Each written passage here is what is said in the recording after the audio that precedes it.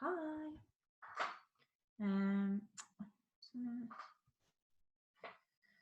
Change my microphone.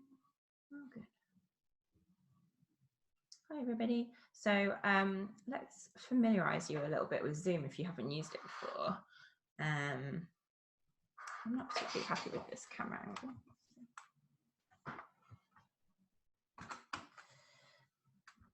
So what you can do in Zoom is if you go to the bottom, so like first of all, I am going to mute everyone's microphones if they aren't already. Mute all.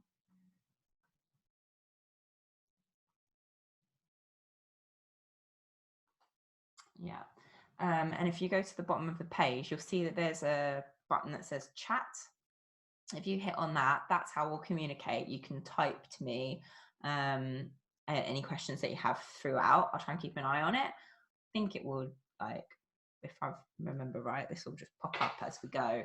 So it's hard for me to miss it, really. That's better.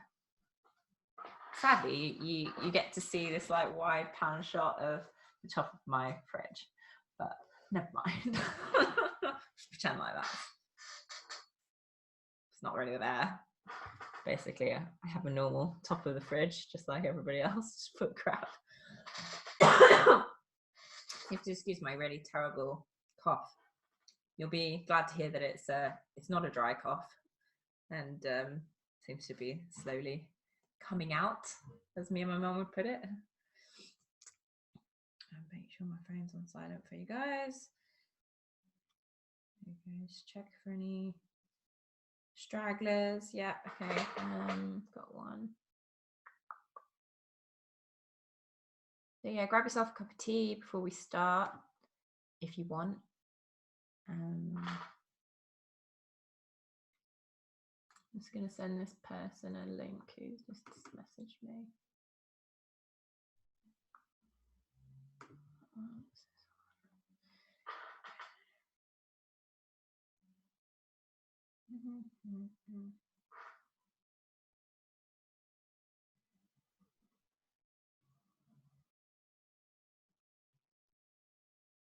So can you, in fact, before we get started, can you just confirm in the chat box that you can hear me okay?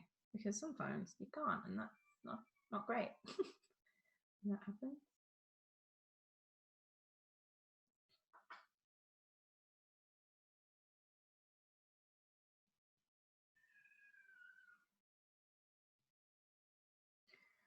Okay, I've got that person. There you go. Hi everybody. Hi.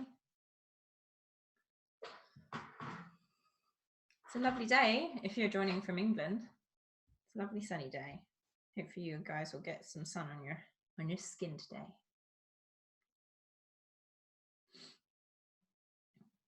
Okay, cool.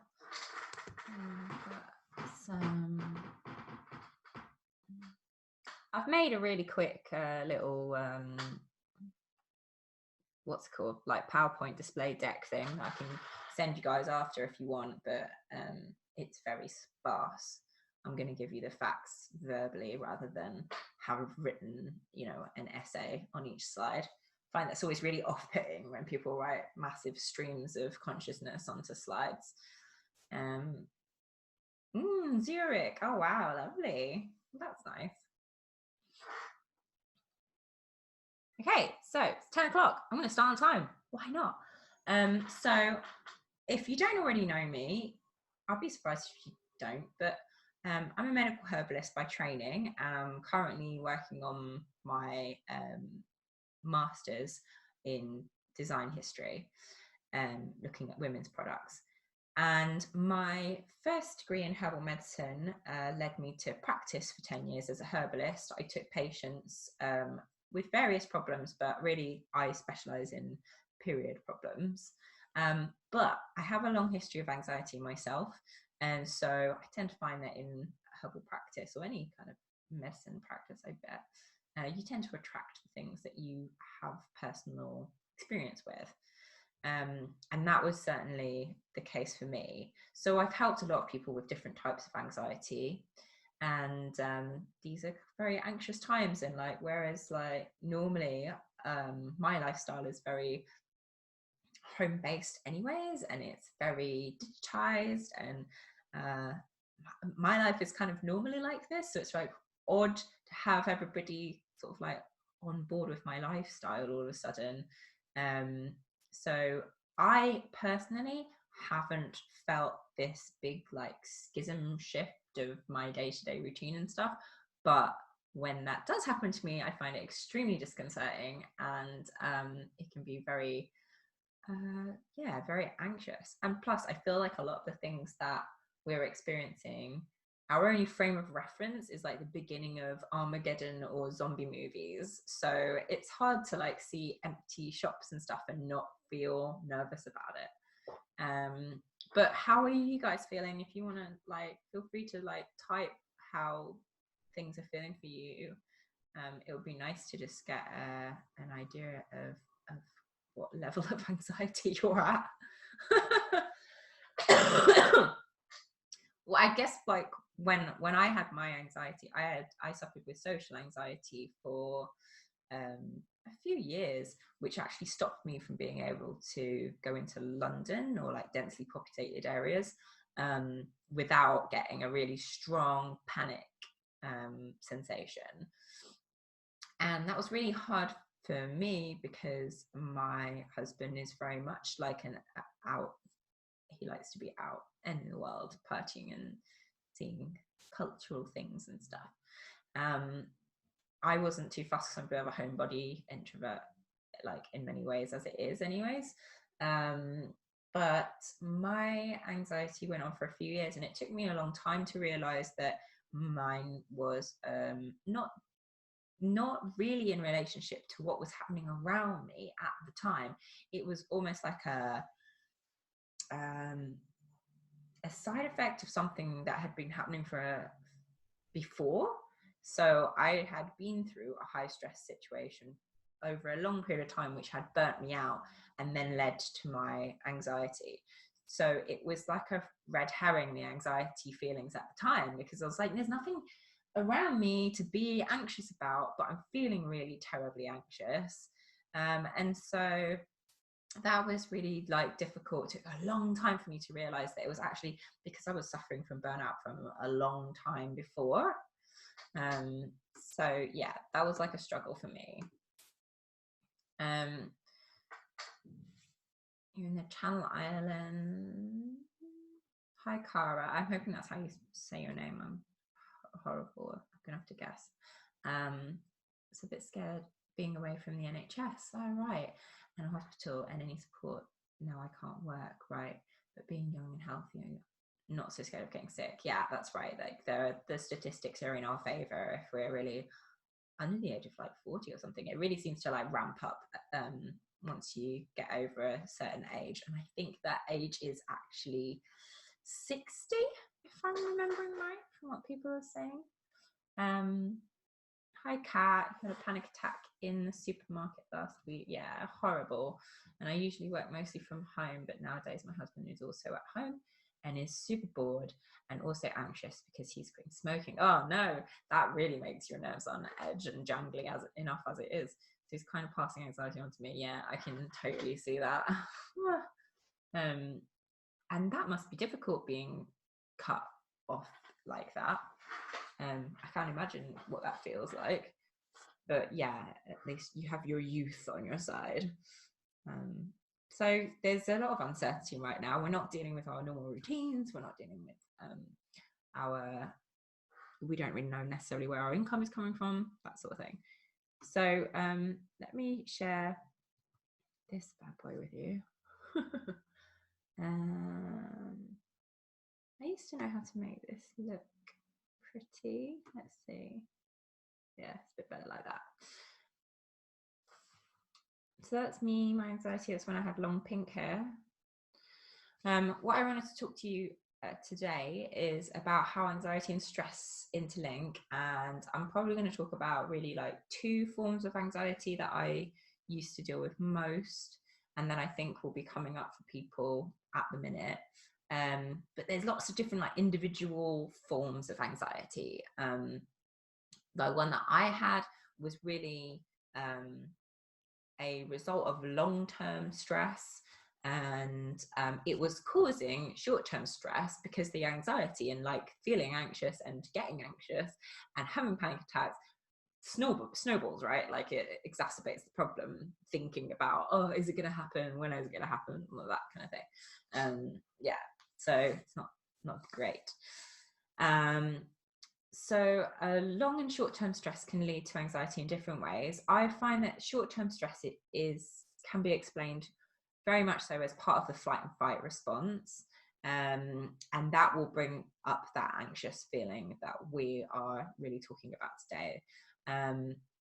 If you're having a severe panic attack, then this is also part of the flight and fight response, in a way, but there is another branch of it now that people call the freeze response. Like you can't go anywhere, and they think that tends to be more a female reaction, but I don't think that it's necessarily actually gendered in that way.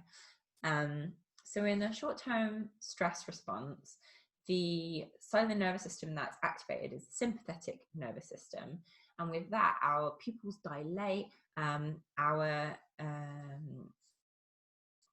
digestive system shuts down because we don't need digestion anymore, and our energy goes more to our peripheries and being able to be active. But like I say, in some people this can actually create this freeze response as well, which you do see in nature. Some animals will freeze and make themselves look dead in order to evade a predator.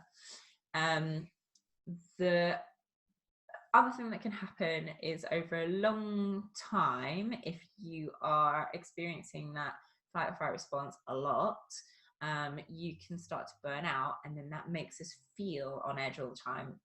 I sort of like see it as having raw nerves. And there are some people who have been brought up in a kind of traumatizing environment, which has led them to always be on the lookout like that. And so it's actually quite hard for them to spot that they feel like that because they've always been like that. But yeah, it can happen.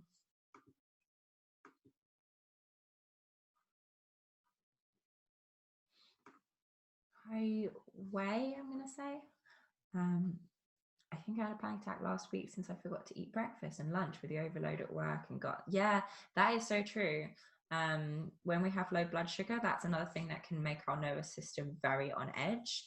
And that would be one of the things that would really play into my anxiety. But it was a result of actually a long-term burnout for me. That low blood sugar would create that kind of response. So it's worth trying to like figure out what level we're looking at.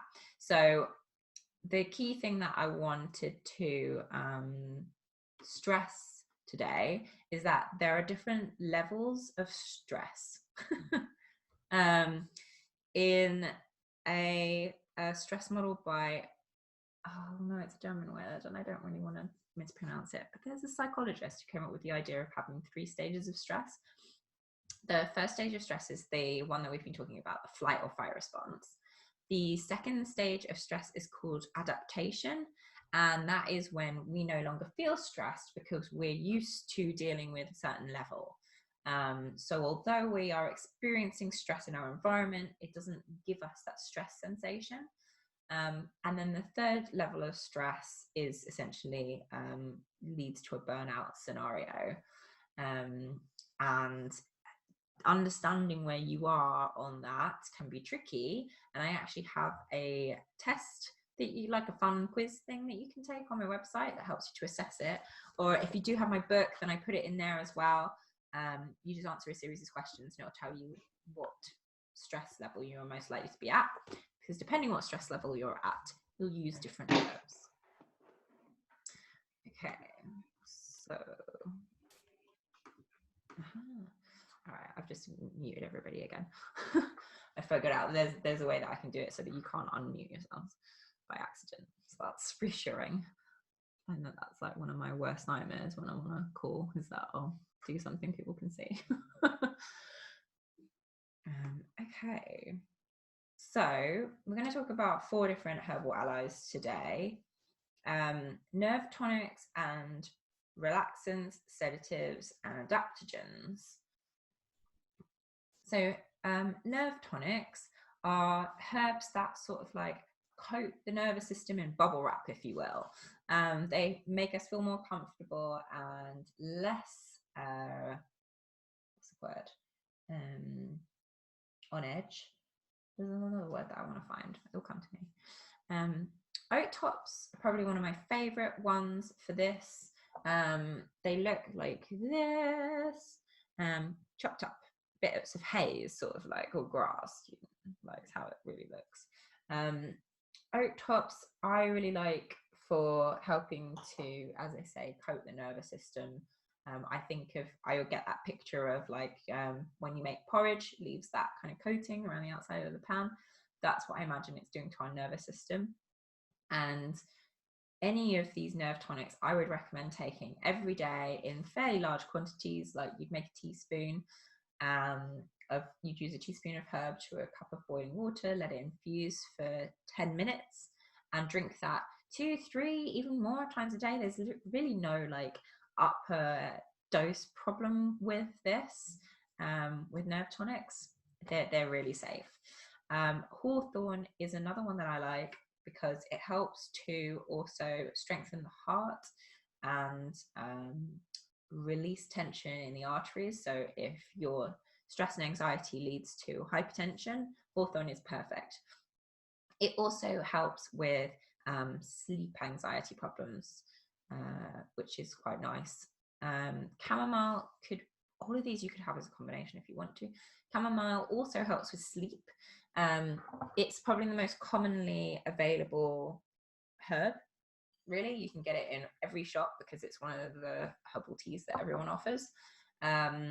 If you are using that preparation, my advice would be to use 2 tea bags in each preparation that you make, unless you're using one of the higher end tea bag brands, like, is it called Moonpig? Is that a delivery company? I'm sure you guys will correct me on that in a second. Tea bag.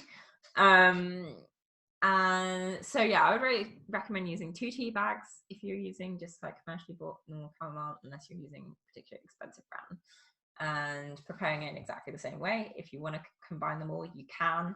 And there are other uses to all these herbs that I won't talk about because we're talking in relationship to anxiety. But if you want to learn more and research herbs more, and get a full picture of it, I would recommend this book. Or you can go online and look at a older text called Mrs. Greaves' Botanical, which you might find helpful. Yeah, Moonpig is the card service. Oh, great, you're growing it. Okay, so Cara, if you're growing it, you're gonna use your fingers to kind of like comb the herb once it's in flower. In fact, there is actually a tool that you can get that is literally like a wooden comb for plants, and it will, as you bring your fingers through the plant, your fingers will catch the flower heads, and then you would lay it out flat somewhere warm, dry, out of direct sunlight. And it should dry within a few days, really. I would recommend just turning it, because that was one of the problems that I would have. If you don't have a way to rest them on, say, like a drying rack or something, so that air can get through underneath, then you will need to make sure that you keep turning it so that it doesn't get fungal and stuff from not having enough air going to it. That's a shame your chamomile gets attacked by ants. We have something on our plot that always gets attacked by ants. It's really annoying. So they're like, really are an army once they're there, aren't they? They're hard to get rid of. Apparently peppermint oil is really good. I remember using that once in our house that got infested with ants. Put down peppermint oil and it just like really interferes with how they talk to each other. Anyway, another nerve tonics I would recommend at any stage of stress.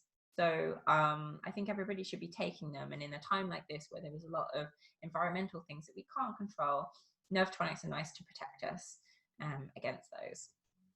The second type of herb I would like us to understand is relaxants. They help relax the muscles, but also relax the nervous system and help bring us in away from the sympathetic nervous system and more towards what's called the parasympathetic nervous system. That's the cellular nervous system that helps us to rest and relax. What's nice here is you'll see chamomile is both a nerve tonic and a relaxant. So you'll be 2 in 1 if you use chamomile. I also didn't mention this, but it has bitter properties, which means that it can also enhance the digestive system if you find that your anxiety is putting you off your food, and then it's creating a snowball from you not having enough food. Passion flower is another herb that I like as a relaxant. It's sort of going towards the sedative reaction, like element of things, but it's nice. It's kind of got a trippy vibe to it. So if you need to like be moved out of that space a bit more, then that's cool. And just so everybody knows, there's going to be a video recording sent to you guys. So if you do need to leave early, then that's totally cool. You'll get the rest of the webinar by video, and I'll send you these slides as well, just so you've got them. Okay, so another herb that I wanted you guys to know about is lemon balm. I haven't got any with me, which is a shame, because I actually have it growing fresh in the garden. Highly recommend growing it. It's part of the mint family, so just go everywhere, and it's really easy to grow. But it smells of lemon, and it won't sting you like nettles do. It's all part of the same family. Lemon balm is got this really uplifting antidepressive vibe to it. It's probably the main antidepressant that I would use with my patients. So it's another good one to know. And relaxants are good in that short-term flight and fight response. You can use these whilst you're having a panic attack and help you to relax and bring that down. Okay, so I've brought in sedatives. I don't generally recommend them, but I've brought them in because so many people go straight for Valerian. Like they just think, oh, I'm stressed, I'll go straight in for a sedative. And it's just too much. So a sedative, it's for someone who's in a short-term anxiety response, that flight or fight response, can be helpful. It will help you to hopefully sleep at night, for instance, if it's happening just before bedtime. But it's definitely a massive downer. So if you are suffering with long-term stress, which is being caused by, which is causing burnout and anxiety that way around, I wouldn't recommend Valerian, because it can bring you too far down and make you really tired all of a sudden. And that can be really difficult for people to deal with. So yeah, I wouldn't necessarily recommend Valerian, but it can be great in the right circumstances.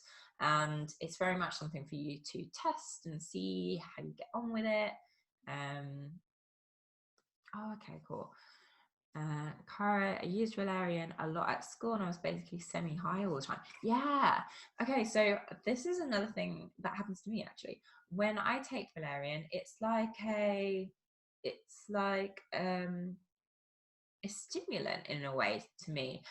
I think what it's actually doing is just taking away inhibitions. So it's a bit like being a bit drunk, or yeah, being a little bit high on weed or something. It makes you really not care what other people think, which can be brilliant. I actually used to put Valerian into party mixes with other herbs. So yeah, Valerian's a funky one.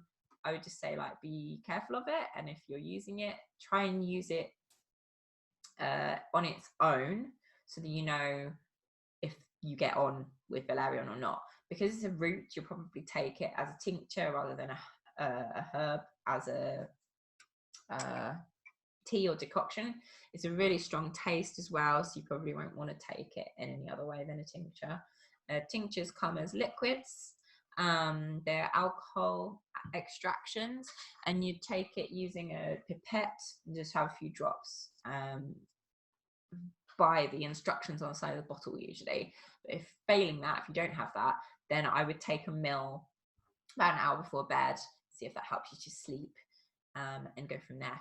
You can then start to use it during the day if you felt that you really got on with it. Adaptogens. Everyone right now should be taking adaptogens. They help us to adapt to stress, and they are good for building us back up again when we've been through long-term stress leading to burnout. This was absolutely crucial for my recovery from long-term burnout and the anxiety, social anxiety that I suffered with. If you were already in a sort of stressful life scenario and then this has happened, get on the adaptogens. I also think like the adaptogens would be good for us all to be taking right now because it's a really uncertain time. And if we take them now, probably help us to be able to fall back into the same routines once our quarantines are over. So ashwagandha is a herb that comes as a root. Usually it's quite tricky to turn into medicine. You wouldn't usually use it as a root unless you want to make decoctions, and then it's quite bitter and not necessarily a very nice taste.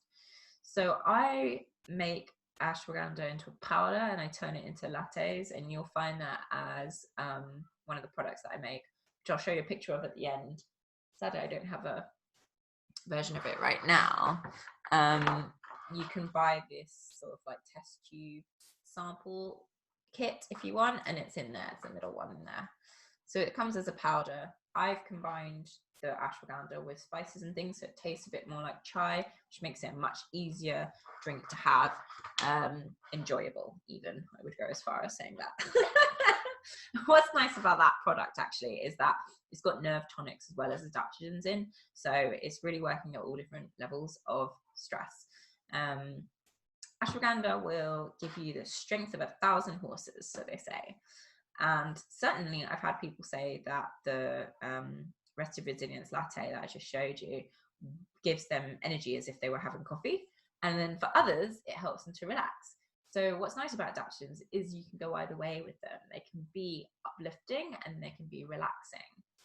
Very occasionally with extremely severe burnout or people who have had that traumatizing life leading to anxiety, sometimes the adaptogens are actually too stimulating. And in those situations, we just stick with relaxants and nerve tonics for quite some time till we build them back up again. Just going to answer a few questions. Oh, hi Leah. Sorry to hear that you're having some problems with your audio. I don't know how to fix it. Eloise is suggesting that you try moving on to a different thing. And if all else fails and you really struggle, you can at least send me some messages so that I can answer the questions, and then you'll get the video recording after. So I'm just going to type that as well in case you couldn't hear me.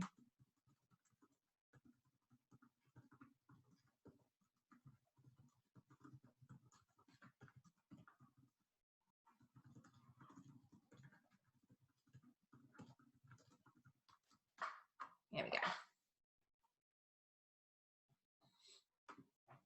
Okay, so nettle seed is one of the few adaptogens that you can use which originates in the UK. So the adaptogens are like a relatively new form of herbs, which sounds really weird, but they only started to be researched after World War II by the Russians because they wanted to figure out if there were any herbs out there that would help their soldiers to recover from long-term stress, PTSD, help them with their longevity, their immunity, their just overall hardiness. So most of the herbs that they researched were Chinese, which is why like ashwagandha and Romania, they're Chinese and Indian herbs. And then nettle seed is something that herbalists in the UK are starting to understand we could be using. Very difficult to buy. Tend to find that you need to know what a stinging nettle looks like and wait for it to go to seed and harvest that. It's really annoying and difficult to come by. So yeah, go easy on yourselves. The Romania and ashwagandha you'll be able to buy from places like Baldwin's or Neal's Yard Remedies if they have them in stock right now. Romania. I talk about it more in my book and on the website. It's another really feisty, warming adaptogen that really helped me in burnout. That's what I can say really for that one. Let me just check to the questions again. Oh, I see.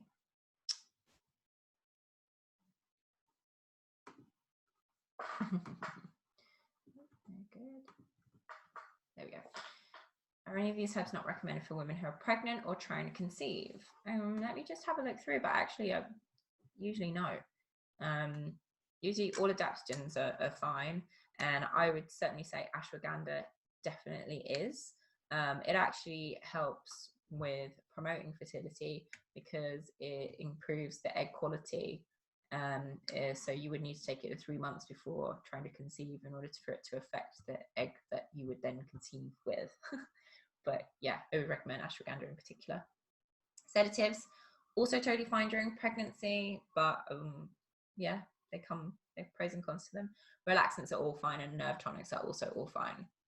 So they're nice. We're talking about herbs that are really good right now. And what's nice is that if you're working with herbs to reduce stress, you're probably improving your fertility, because stress and fertility are enemies of each other. And they're all fine in pregnancy, really. Any guidance with picking and using nettle seed? Doesn't need to be dried first. Yeah, so with nettle seed, you can eat it straight, and it won't sting you. Nettle seeds.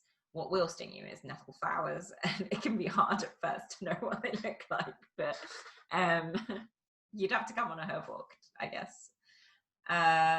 Baldwin's is closed now. Yeah, that's sad. That's a shame. I'm not too surprised. They don't really have the ability to do it otherwise. And if you're picking nettle seed, I've only done it once, and the way I actually did it was I just harvested the whole nettle plant because I wanted new fresh growth to come through, and I put the old leaves aside for people who don't have rheumatoid arthritis or a tendency to gout, because the older leaves can create those problems. I kept the older leaves really for like bladder infections and things. And then I took the seeds off independently of that.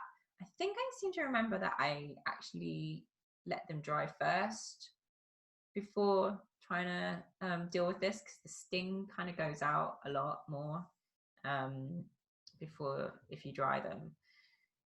Not completely though. So yeah, wear some gloves. And if you dry it, then the seed will keep for quite a long time. If you keep it out of direct sunlight, keep a long time. Made some nettle tincture last night. How long will it last? Oh no. Okay, so nettle tincture would last for ages, at least a year, maybe 3 or 4. How much would I take? Yeah. Okay, so I'm going to talk about that now, actually.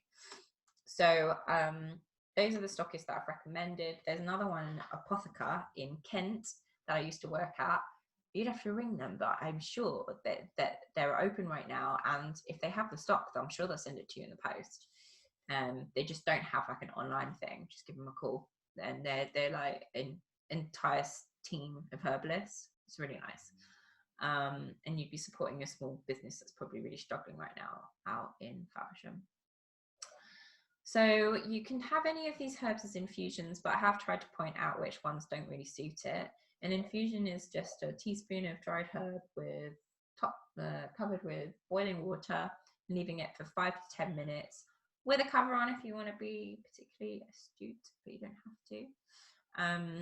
And for a really medicinal dosage, I would be looking at with these herbs, because they have you have a really high tolerance up before them. I've never seen anybody like not be able to have them.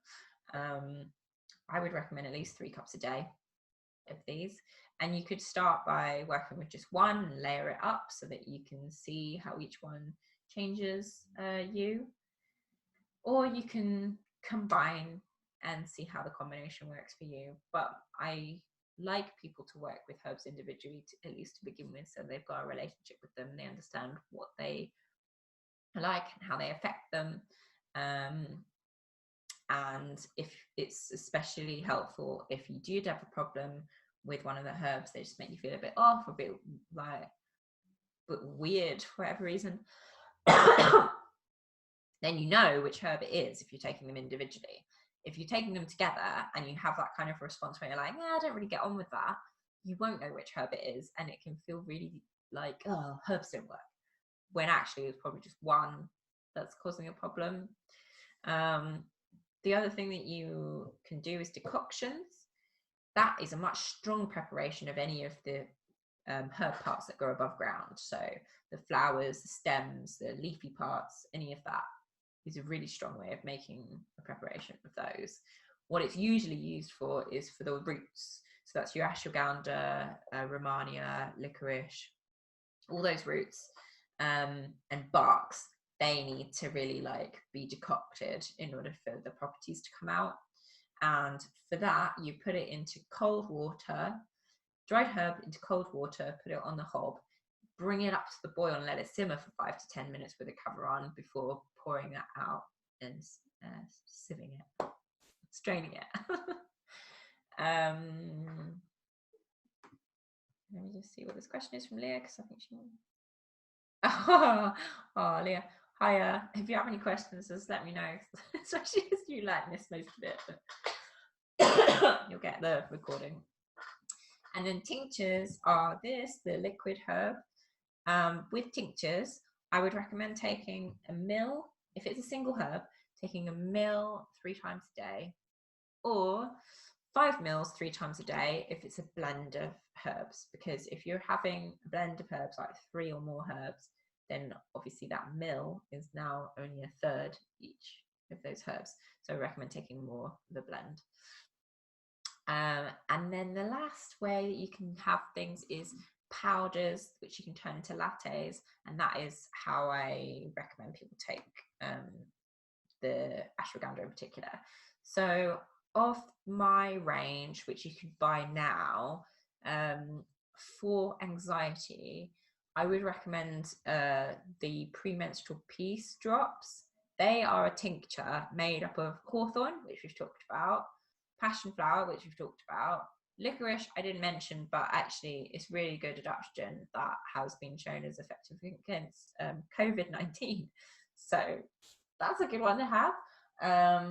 And rose, which we haven't talked about, but it's just a really nice, like, loving herb. It's called premenstrual peace, but really anybody would be taking it for anxiety right now, and I would be using that for short-term anxious feelings on the spot. Yeah. And then the rested resilience is the other thing that you could be using right now.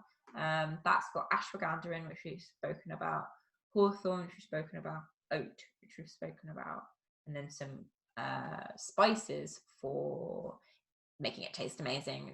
It makes it taste like chai, and you add it to almond milk or whatever kind of nut milk you like. Not even nut milk necessarily, oat milk, coconut milk. It's really nice. And you can have that multiple times a day. With all of those herbs, I would recommend taking them every day with or without symptoms right now. But it's the relaxants that will help you on the spot when you're having an anxious reaction. I even found that I used to find that licorice would help me on the spot.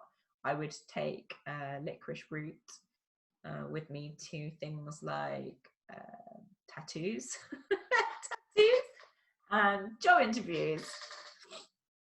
Those two didn't often happen together, thankfully. But yeah, tattoos and job interviews have made me really nervous. Then I would have licorice root, and it would just totally downregulate my anxious reaction. It was brilliant.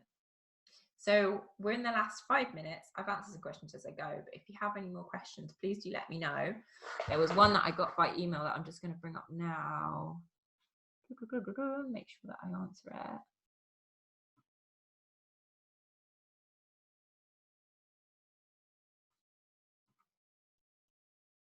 Okay, cool. And this was one. Here we go. Interested to hear about herbs for anxiety. Do you know any specifics for persistent disturbing thoughts with anxiety? And for another person, okay. So if you're having anxiety with persistent or disturbing thoughts, I probably recommend skull cap in particular. It like helps people who are overthinking things.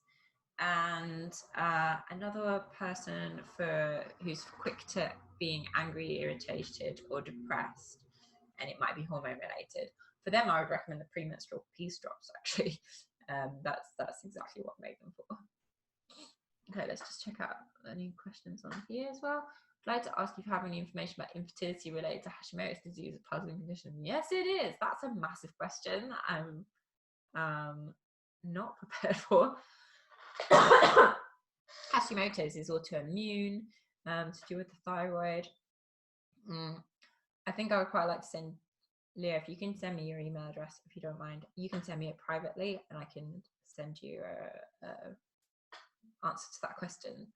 But that's quite big. That'd be something that I would usually recommend people talk to one of our herbalists about.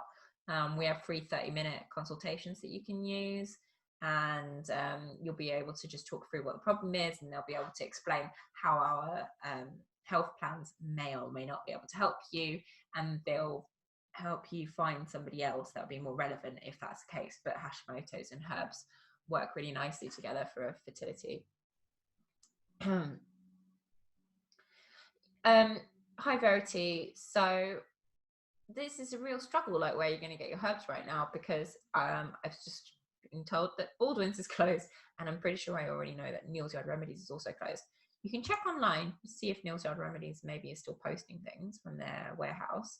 I would recommend Apotheca in Faversham then.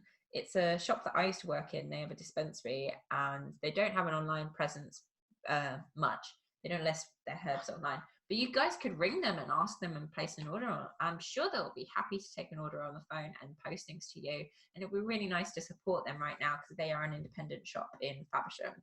So when I send out an email with the recording, the PDF, I will also include a phone number for them.